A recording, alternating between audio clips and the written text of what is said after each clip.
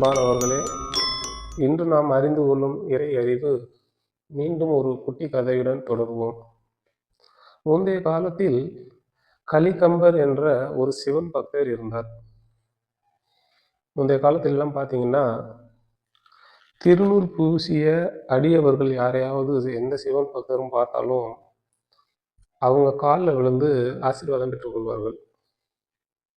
இன்னும் சொல்லப்போனால், அந்த அடியவர்கள் வீட்டுக்கு வந்தால் அவங்களுக்கு விருந்து கொடுத்து ஆசி பெறுவார்கள்.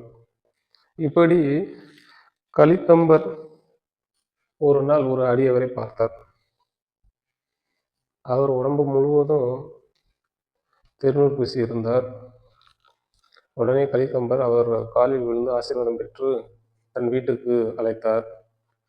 வீட்டுக்கு அழைத்தவுடன் அவரும் வந்துவிட்டார்.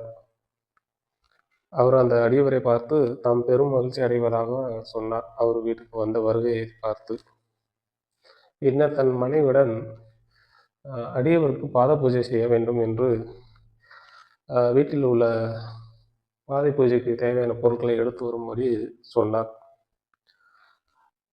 கலிகம்பருடைய மனைவியும் உடனே வீட்டுக்குள்ளே போய் பாத பூஜைக்கு தேவையான எல்லா பொருளையும் எடுத்துகிட்டு வந்தார்.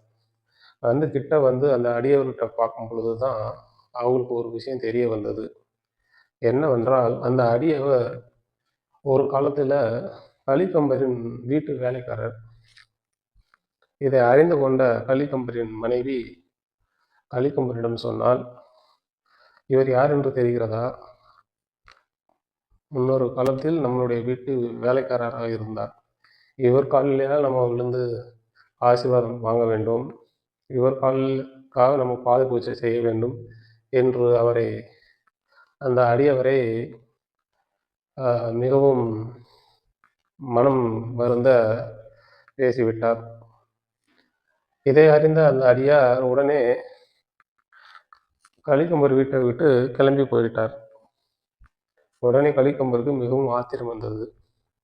தன் மனைவியை பார்த்து, நான் சொல்லுவதை கேட்காமல் அந்த அடியார்களை நீ அவமதித்து அனுப்பிவிட்டாய் அப்படின்னு ரொம்ப கோபப்பட்டு உடனே தான் வீட்டில் இருந்த அருவாவை எடுத்து தன் மனைவியின் கையை வெட்டி விடுறார்.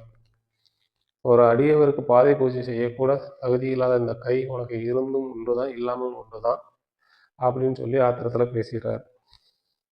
இந்த சமயத்தில் சிவபெருமான் காட்சி அளிக்கிறார்.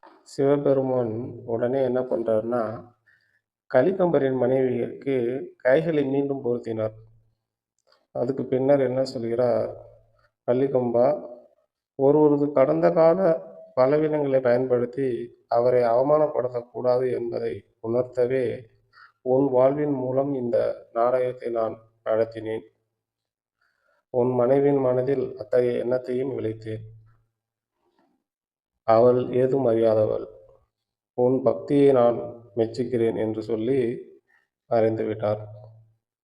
இந்த கதையில் நாமும் தெரிந்து கொள்ள வேண்டிய ஒரு விஷயம் என்னவென்றால், எந்த ஒரு தருணத்திலும் யாரையும் அவர்களின் முற்கால பலவீனத்தை பயன்படுத்தி அவர்களை தரைக்குறைவாகவோ இல்லை அவர்கள் மனம் கலங்கவோ பேசக்கூடாது என்பதை புரிந்து கொள்ள வேண்டும். நன்றி, வணக்கம்.